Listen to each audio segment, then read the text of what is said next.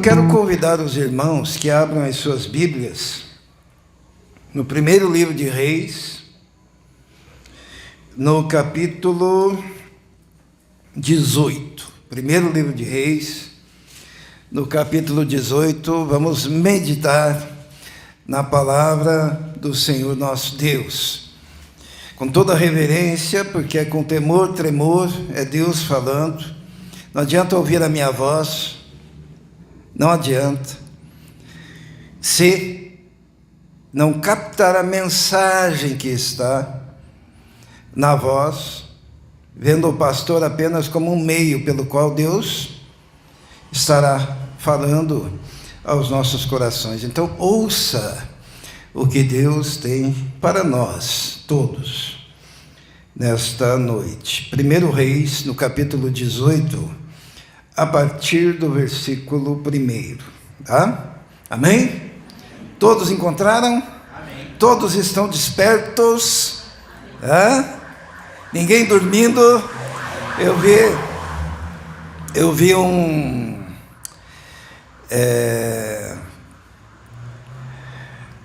trabalho de culto onde tinha que fazer muito barulho para o pessoal acordar, mas o problema é que só tinha o barulho, né? Tem que ter também a palavra. Então, despertos, nós vamos ler. Vamos ficar em pé para essa leitura.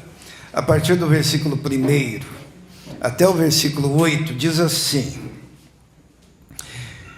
depois de um longo tempo, no terceiro ano da seca, a palavra do Senhor veio a Elias: vá apresentar-se a Acabe, pois enviarei chuva sobre a terra. E Elias foi. Como a fome era grande em Samaria, Acabe convocou Obadias, o responsável por seu palácio, homem que temia muito o Senhor. Jezabel estava exterminando os profetas do Senhor. Por isso Obadias reuniu 100 profetas e os escondeu em 2 cavernas, 50 em cada uma, e lhes fornecia comida e água. Certa vez Acabe disse a Obadias: vamos a todas as fontes e vales do país, talvez consigamos achar um pouco de capim para manter vivos os cavalos e as mulas, e assim não será preciso matar nenhum animal. Para isso, dividiram o território que iam percorrer. Acabe foi numa direção e Obadias noutra. Quando Obadias estava a caminho, Elias o encontrou. Obadias o reconheceu, inclinou-se até o chão e perguntou: és tu mesmo, meu senhor Elias? Sou, respondeu Elias. Vá dizer ao seu senhor: Elias está aqui. Vamos orar. Senhor, pedimos que o Senhor fale conosco agora. Dependemos do Senhor, da ação do teu Espírito. Abra o nosso entendimento. Usa, Senhor, a minha voz, esteja me capacitando para este momento. Em nome de Jesus. Amém.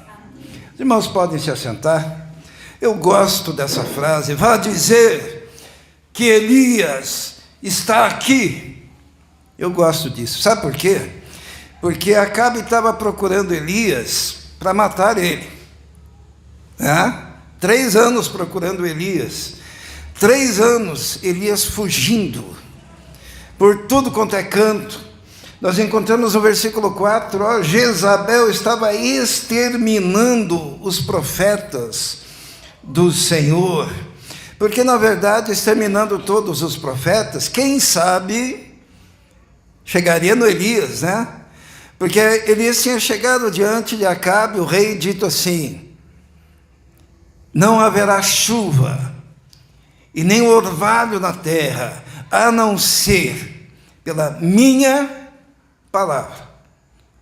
Palavra de quem? Dele. Então ele colocou a cabeça dele na guilhotina, né? E daí ele foi embora e começaram a procurar esse homem, porque parou de chover, começou a ter fome, começou, né? Até o Acabe estava procurando o capim para conseguir manter os seus animais vivos. Não tinha água, não tinha comida. Queriam matar o profeta. Já tinham procurado em tudo quanto é canto, não conseguiam, porque Deus o havia escondido. E agora, quando Obadias sai para procurar capim para os animais de Acabe, ele encontra o Elias, só que Deus tinha dado uma ordem para Elias, né? No versículo 1, o que diz lá? Depois de um longo tempo, no 3º ano da seca, a palavra do Senhor veio a Elias: vá apresentar-se a Acabe, porque eu enviarei chuva sobre a terra. Deus tinha mandado. Eles estão te procurando para te matar, mas é você que vai até eles. A coragem desse homem. Aquele tempo era um tempo que havia a necessidade de coragem para viver.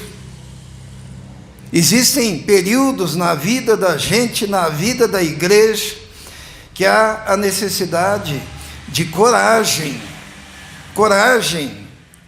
para poder viver, para poder fazer diferença na sociedade. Se você não tiver coragem, você vai passar incólume, você vai passar sem serviço, você vai passar a ter uma vida sem sentido, sem significado, porque coragem é algo que Deus coloca nos nossos corações. Se você quer ser relevante, se você quer ter significado, se você quer ser relevante aqui nessa igreja também, você vai precisar de ter coragem. E Elias era um homem de coragem, porque ele chegava diante do Senhor e ele tinha coragem de obedecer, a ponto de um dia ele ter chegado diante do rei. No capítulo 17, diz assim: olha, Elias de Tisbe. Tisbe é uma cidade praticamente desconhecida, uma região desconhecida, capítulo 17, 1. E ele foi até lá, e ele disse para Acabe: juro pelo nome do Senhor, Deus, a quem sirvo, que não cairá nem chuva nem orvalho, a não ser, exceto, mediante a minha palavra. Às vezes nós não temos coragem de profetizar, nós não temos coragem de falar em nome do Senhor, nós não temos coragem de chegar diante dos poderosos e falar aquilo que Deus mandou a gente falar. Nós vemos uma sociedade hoje que vive de joelhos diante dos poderosos, né? A única que teve coragem aqui que eu vi, que foi até na Avenida Paulista protestar, né? É para falar para aqueles que perseguem, para aqueles que são injustos, para aqueles que são infiéis, e dar de dedo e falar: juro pelo nome do Senhor, você vai cair. Não é isso? É preciso ter coragem. E existem 2 tipos de covardia, sabe? Aquela covardia do indivíduo que não tem coragem de falar aquilo que Deus mandou falar. Ele fala, mas ele vem para o microfone e fala aquilo que o povo gosta de ouvir. Ele vai diante dos poderosos e fala algo que agrada os poderosos para conseguir vantagens. E quantos líderes no Brasil estão fazendo isso, vendo o erro, vendo a injustiça, vendo o pecado, e vão lá e falam, mas apaziguam. Existe um outro grupo, que é o grupo dos profetas, dos pastores, covardes, porque Elias foi lá e peitou o rei Acabe. Elias foi lá e peitou a Jezabel, Mas olha o que estava acontecendo ali no versículo 4 do capítulo 18. Veja lá no capítulo 18. Jezabel estava exterminando os profetas do Senhor, por isso Obadias reuniu 100 profetas e os escondeu em 2 cavernas, 50 em cada uma. Ele lhes forneceu comida e água.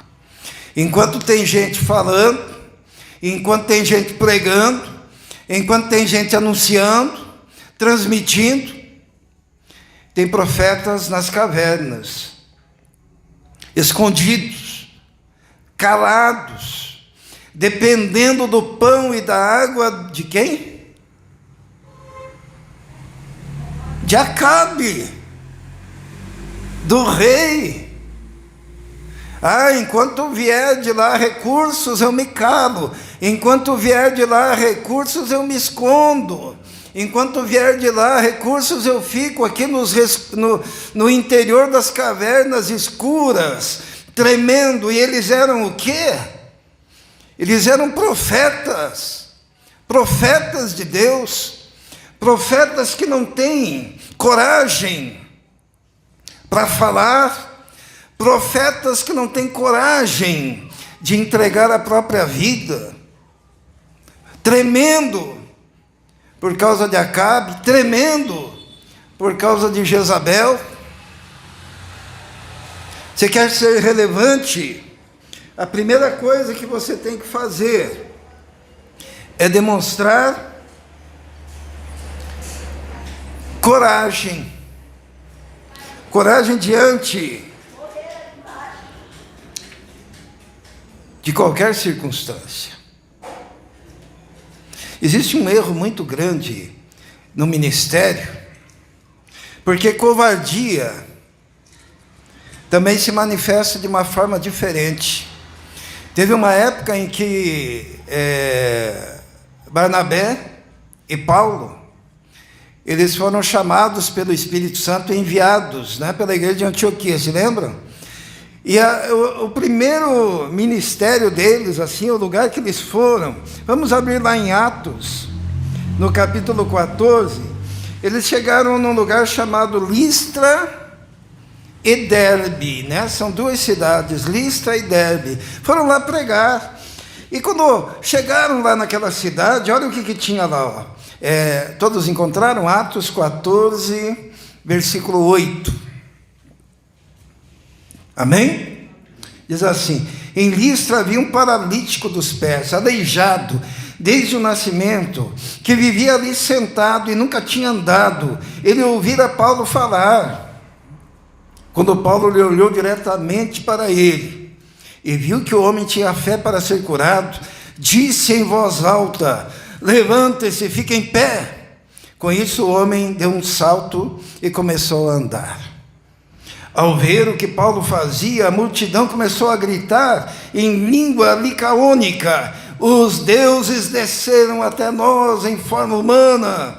A Barnabé chamaram de Zeus, e a Paulo Hermes, porque era ele que trazia a palavra. O sacerdote de Zeus, cujo templo ficava diante da cidade, trouxe bois, coroas de flores à porta da cidade, porque ele e a multidão queriam oferecer-lhes sacrifício. Paulo chegou na cidade, diz a palavra de Deus que Paulo pregava, Paulo começou a falar, o paralítico ouviu a mensagem, creu, Paulo mandou ele andar, e toda a cidade começou a glorificar a quem?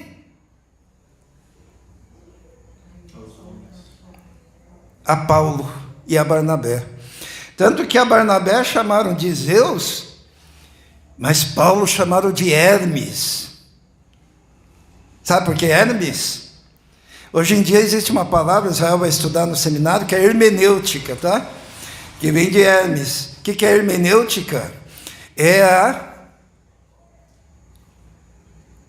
Hermenêutica é a explicação e o entendimento do verdadeiro significado de uma palavra, de uma frase, dentro de um contexto. Todo pastor tem que ser o hermeneuta, né? Para interpretar. E Paulo disse: esse é Hermes, porque é o jeito que ele fala, né? Este é maravilhoso, este é extraordinário. E daí eles foram lá e buscaram o quê? Grinalda. Sabe o que é grinalda? É coroa, né? Coroa de flores e sacrifícios de animais. A quem? Para Paulo e Barnabé. Sabe, um pastor, um profeta, um homem de Deus, ele é covarde, ele é um frouxo, ele é um herege, ele renegou a fé quando ele aceita que o povo lhe coloque grinalda na cabeça, que faça sacrifícios a ele, que o adore, que o exalte. E ele anda pelos lugares e pelas cidades, e em cada lugar que vai é o grande homem de Deus que chega nesse lugar. E olha como ele fala, é um hermeneuta, por isso Hermes. E assim, existem igrejas, existem denominações, existem grupos adorando homens, pregadores, que deveriam ser apenas servos.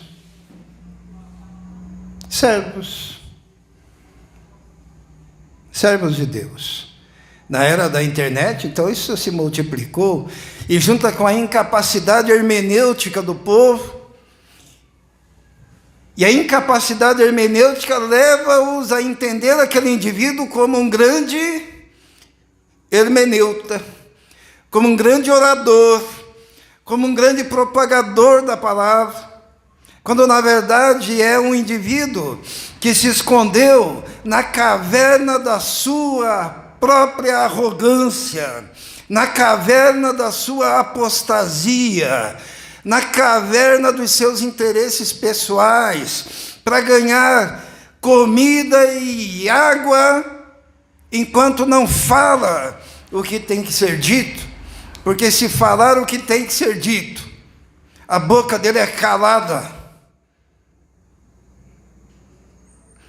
Tem pastores hoje, nós estamos vivendo uma situação especial no Brasil, tem pastores presos, tem pastores calados na internet, porque seus perfis foram totalmente bloqueados, tem pastores exilados, e tem pastores que estão na onda, na crista da onda,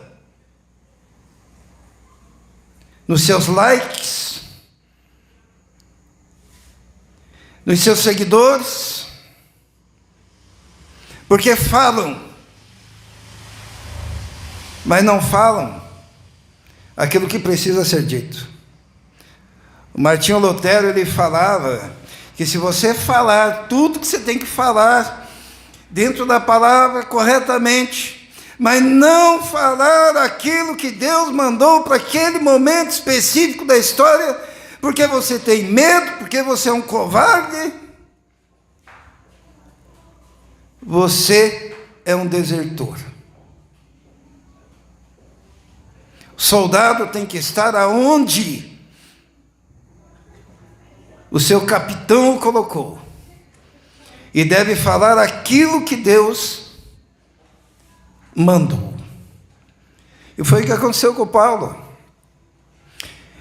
Até eu posso fazer uma pergunta: olha o que aconteceu com Paulo, né? Versículo 14, Atos 14. Ouvindo isso, os apóstolos Barnabé e Paulo rasgaram suas roupas, correram no meio da multidão, gritaram: o que vocês estão fazendo? Nós somos humanos, que nem vocês. mas o povo é ignorante, o povo quer continuar adorando, quer pôr grinalda na cabeça, quer oferecer sacrifícios aos homens. E daí o que aconteceu? Num dado momento virou a chave, porque viram que Paulo e Barnabé não queriam adoração, e daí o que o povo fez? Apedrejou. O que você prefere, grinalda na cabeça ou apedrejamento? O que o pregador quer? Nós temos agora mais um pregador aqui, né? Que está se preparando no seminário. O que é mais importante, grinalda da aceitação humana? Ou é melhor obedecer a Deus, mesmo que venham pedras? A primeira coisa, para nós sermos, vamos voltar lá para capítulo 18, primeiro livro dos Reis, no capítulo 18. Elias era um homem assim. Todos procuravam matá-lo. E quando Deus mandou, Deus dá ordens estranhas, né? Estão querendo te matar, vai lá então. Jezabel está matando os profetas, vai até lá.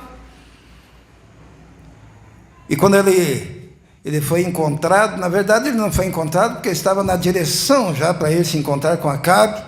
O que ele disse? Vá dizer que Elias está aqui. É autoridade de alguém que tem convicção, de alguém que é homem de Deus, que fala aquilo que tem que ser dito. Se você quer ser relevante também, algo que nós aprendemos na vida de Elias, além da coragem, é a dependência. E o que é dependência? Dependência é você estar pronto para obedecer, mesmo que isso implique em problemas na sua vida. Porque é um grande homem de Deus, olha o que diz lá, capítulo 17.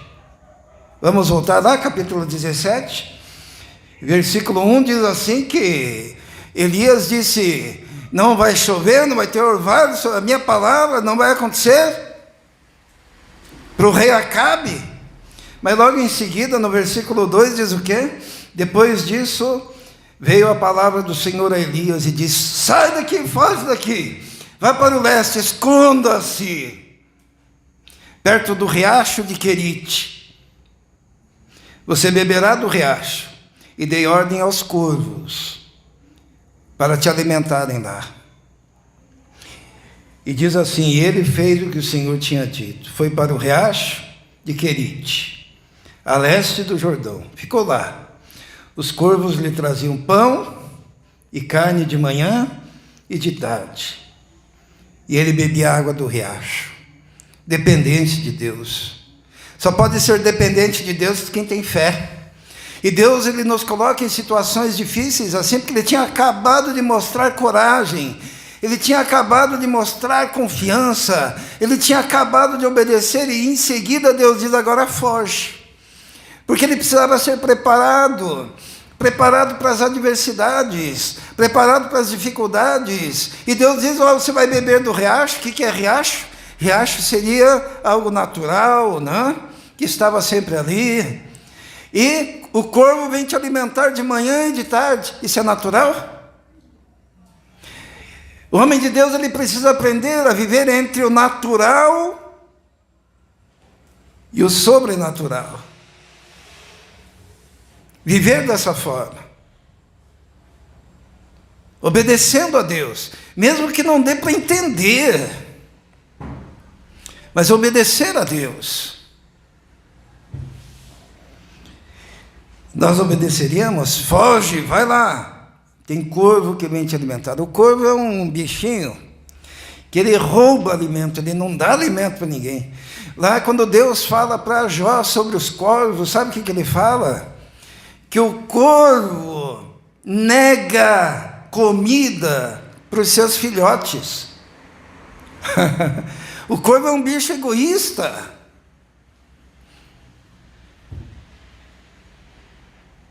E o que Deus falou?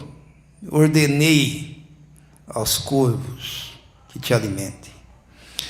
Às vezes o profeta, o homem de Deus, tem que ficar nessa dependência. E Deus levanta os corvos lá. A tia Lúcia falava que imaginava um corvo de gravata borboleta preta e um pano assim colocado, né, com a bandeja. Servindo ao homem de Deus ali. Mas teve um momento em que o riacho secou. O riacho é o natural. Os corvos, sobrenatural. Às vezes o riacho seca, né? Os recursos naturais vão secando, a gente não entende, e o homem de Deus está obedecendo, mas está secando, e agora? E daí Deus disse assim, se movimente. Uma outra ordem que ele estava disposto a obedecer, porque ele vivia na dependência de Deus. Vamos ver no versículo 7 do capítulo 17. Algum tempo depois o riacho secou-se por falta de chuva. Então a palavra do Senhor veio a Elias, vá imediatamente para a cidade de Serepta, de Sidom, e fique lá. Ordenei a uma viúva daquele lugar que lhe forneça comida. Outra ordem que para obedecer seria difícil, né? Sabe por quê? Serepta significa, sabe o quê? Fornalha. Deus literalmente disse, eu vou te mandar para a fornalha agora. Secou o riacho, porque lá era uma cidade que tinha muita fornalha, porque eles trabalhavam com esse tipo de material. Então era Serepta de Sidom. E Sidom era a terra, sabe de quem? Do pai da Jezabel. Quem que queria matar ele? A Jezabel, o Acabe. E Deus diz, olha, vai se esconder lá na casa de uma viúva, na terra da fornalha, na terra dos pais de Jezabel. E o que ele fez? Ele foi. Deus tinha uma missão para ele lá.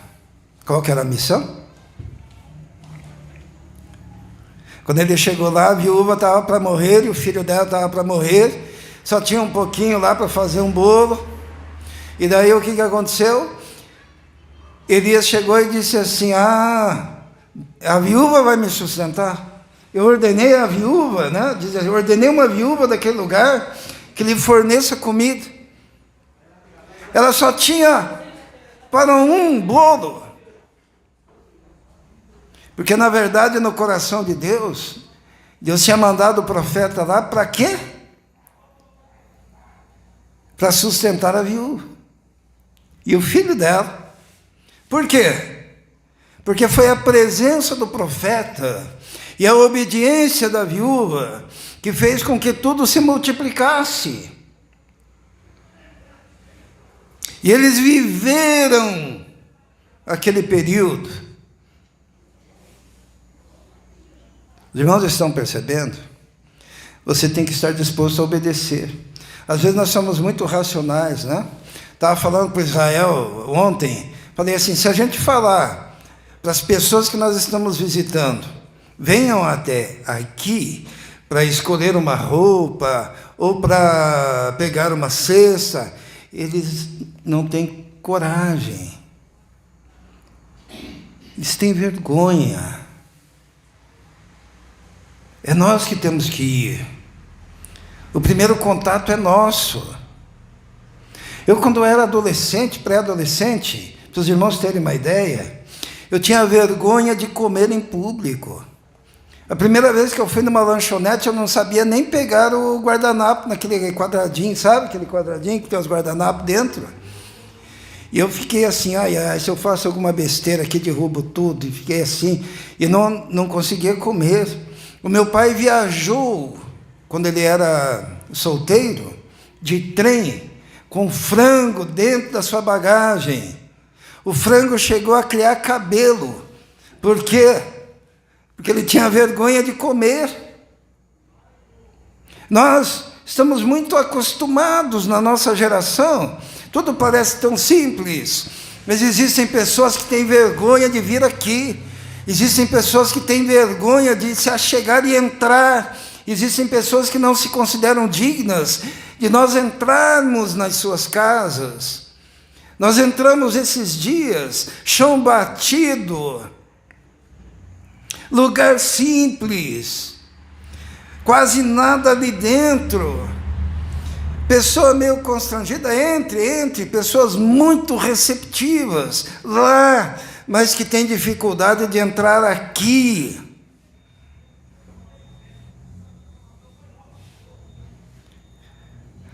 Deus mandou,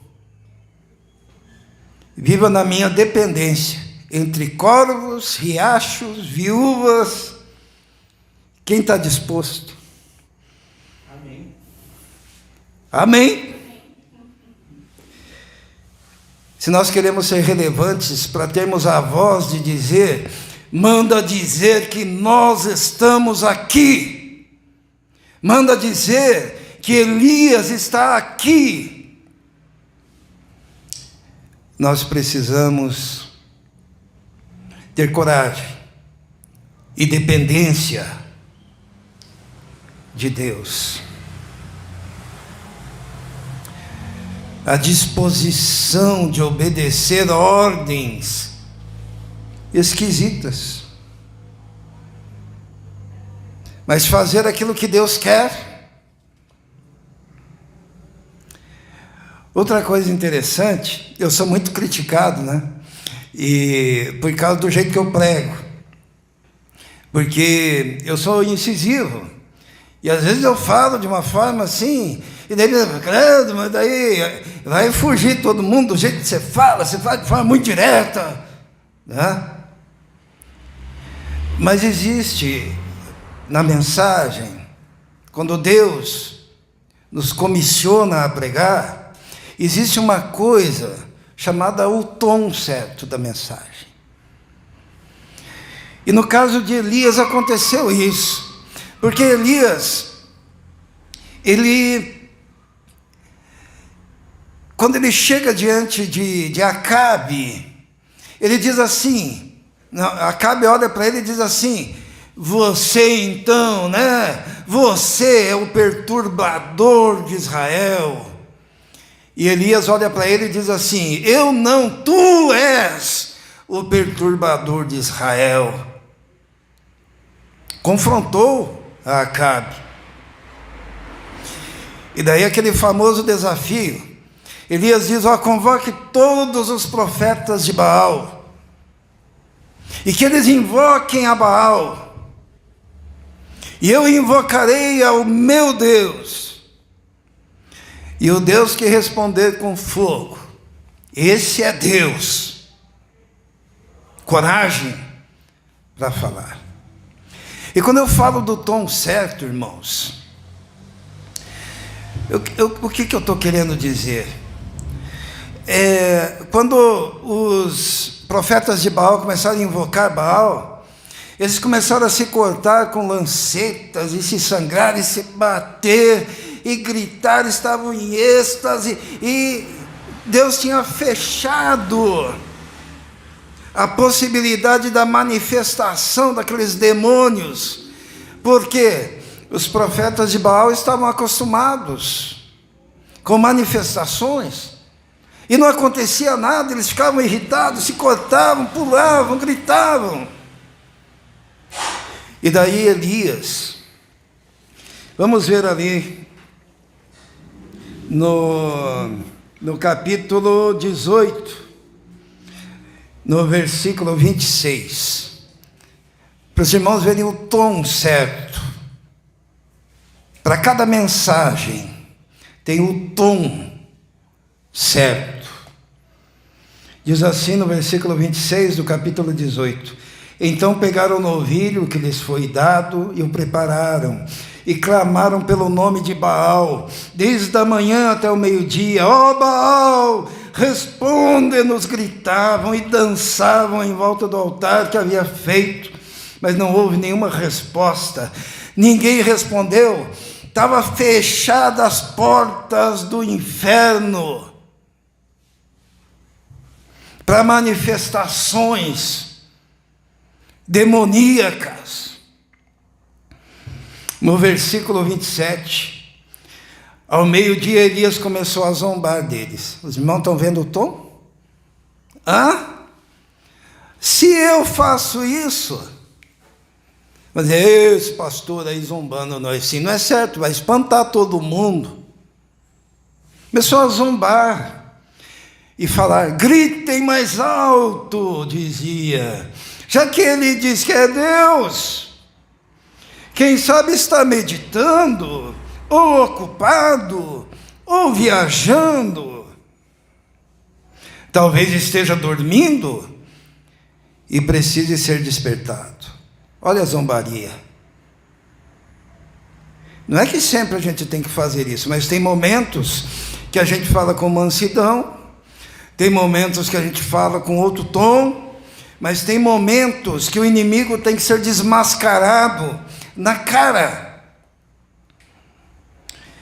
Mateus, leia o versículo 27 na sua versão aí. Capítulo 18, 27. E sucedeu que ao meio-dia Elias zombava deles e dizia, clamai em altas vozes, porque ele é um Deus. Pode ser que esteja falando, ou que tenha alguma coisa que fazer, ou que entende alguma viagem. Talvez esteja dormindo e despertará. Então, agora eu quero dizer uma coisa que Elias falou aqui, que muitas vezes, que até a tradução aqui não mostra. Como é que está? Atendendo a necessidades. Atendendo a necessidades, ocupado.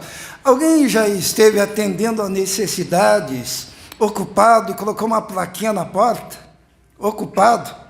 O que o profeta Elias está dizendo é o seguinte, em português muito claro, numa tradução que deveria estar contida aqui. Ele disse, quem sabe esteja meditando, quem sabe esteja se aliviando dentro de uma caverna qualquer, quem sabe esteja fazendo as suas necessidades, dormindo talvez, viajando.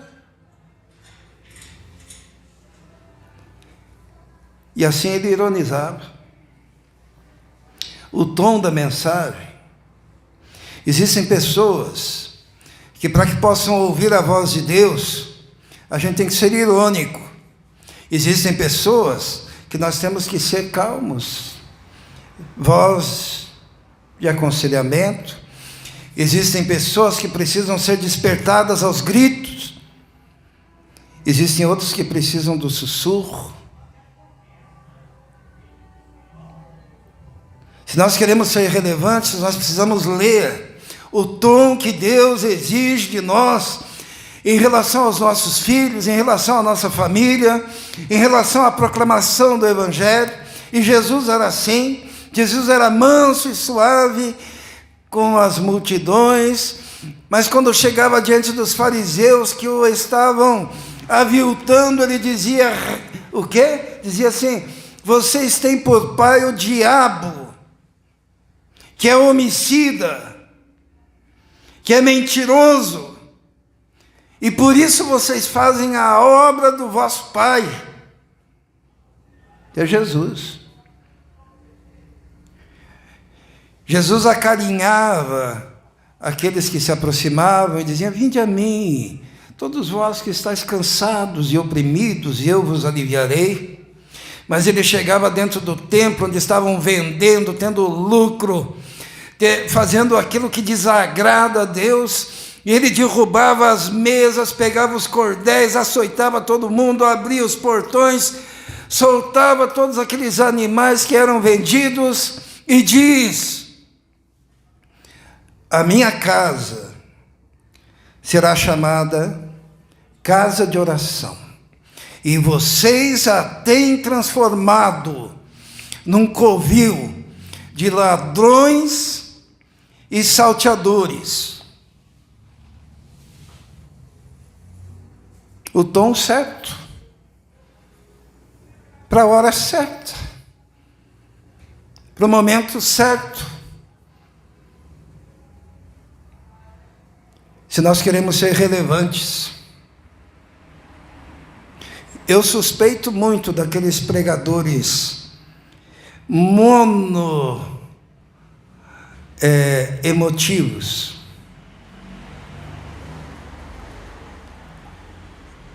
Não foram impactados com o fogo do Espírito, com o sopro que invadia toda aquela casa onde estavam reunidos, com o terremoto que aconteceu na cela, quando Paulo e Silas cantavam hinos ao Senhor. Tem gente que vai para o inferno sendo ninado pelos pregadores, no colinho, mas aquelas palavras não conseguiram despertar e transformar aquela vida de sonolência espiritual.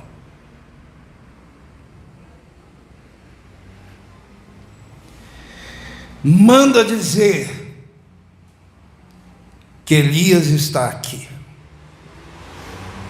que a igreja está aqui, que você está aqui para fazer diferença.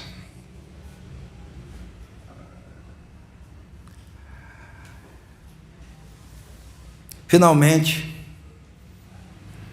eu não posso deixar de falar isso. Quando chegou a vez do profeta Elias, está no versículo 30, vamos ver isso e assim nós nos encaminhamos para o final. Diz assim: então Elias disse a todo o povo: aproximem-se de mim. Depois que os profetas de Baal tinham feito toda aquela cena, Elias disse: aproximem-se de mim. O povo aproximou-se e Elias reparou o altar do Senhor, que estava em ruínas. Depois apanhou 12 pedras, uma para cada tribo dos descendentes de Jacó, a quem a palavra do Senhor tinha sido dirigida, dizendo: seu nome será Israel. Ele pegou 12 pedras para representar a união de todo o povo naquele momento, a unidade do povo, para fazer o altar do Senhor. Com as pedras construiu um altar em honra ao nome do Senhor, e cavou ao redor do altar uma valeta, na qual poderiam ser semeadas 2 medidas de semente. Fez uma valeta em volta do altar, dizendo: esse lugar aqui é separado para Deus, é santificado. Daqui para dentro viver em santidade, não ultrapassar para lá. Você é altar do Senhor, você tem que colocar limites na sua vida. Depois arrumou lenha, colocou os novilhos e disse assim: encham de água cântaros, façam novamente, façam pela 3ª vez. E a água escorria, e assim o povo estava aprendendo a renúncia, a entregar água, a entregar tudo ao Senhor, a vida ao Senhor, para viver com o Senhor. Aqui dá um sermão de 3 pontos, né?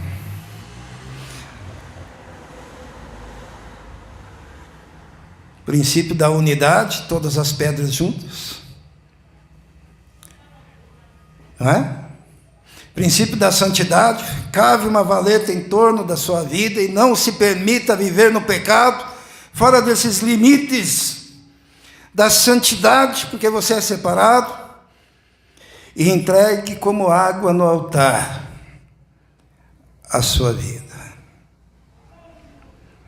Nós teríamos perdido muito se o Elias tivesse aprendido a usar um ponto só. Na sua transmissão dramatizada daquilo que o povo necessitava naquela época, que era união, santificação e entrega absoluta a Deus. E ele orou então, no versículo 36, ó Senhor, Deus de Abraão, de Isaac, de Israel, que hoje fique conhecido que tu és o Deus de Israel. E quando ele orou, veio fogo do céu, consumiu o altar, lambeu a água em torno do altar. E o Todo-Poderoso respondeu, porque tinha um homem que teve a coragem de dizer: Elias está aqui.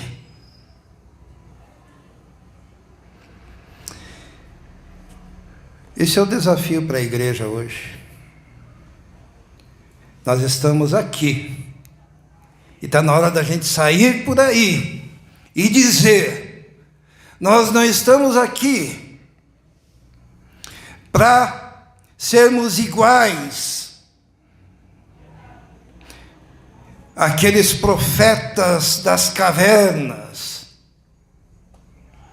Nós não estamos aqui para levar uma mensagem amanteigada, e nem para ficar anos e anos ninando pessoas com voz suave, mensagem até bíblica, mas que não representa a palavra do Senhor para aquele momento, para aquela circunstância. Por isso que esses profetas, eles conseguem conviver muito bem com juízes corruptos, com governos ladrões,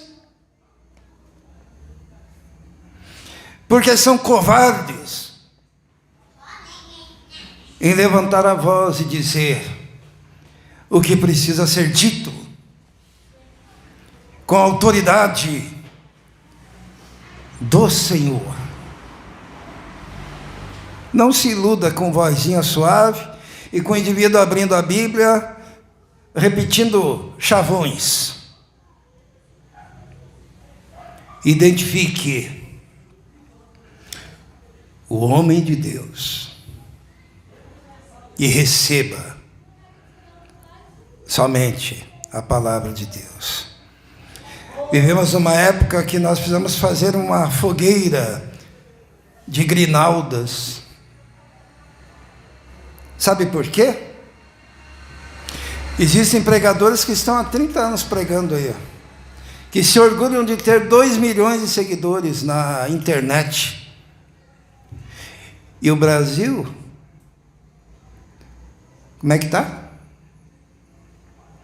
Cada vez mais atolado no buraco, porque a mensagem deles é para ninar mulherinhas, como diz Paulo, sobrecarregadas de pecado, que sempre aprendem, mas que nunca conseguem chegar ao mínimo conhecimento da verdade. Isso serve para os homens também. Paulo falou das mulheres lá em Timóteo, mas serve para nós. Tem que largar a mão de ser adorador de homens e submeter-se ao Eterno e ouvir a sua voz. Vamos orar. Senhor, nós somos pequenos, ó Deus, diante da tua grandiosidade, soberania e poder. Tua palavra diz que o teu trono está nas alturas, mas também com o pobre, humilde de coração que se submete ao Senhor. E nós queremos nos colocar dessa forma diante de Ti. Somos pequenos, mas somos Teus, ó Deus.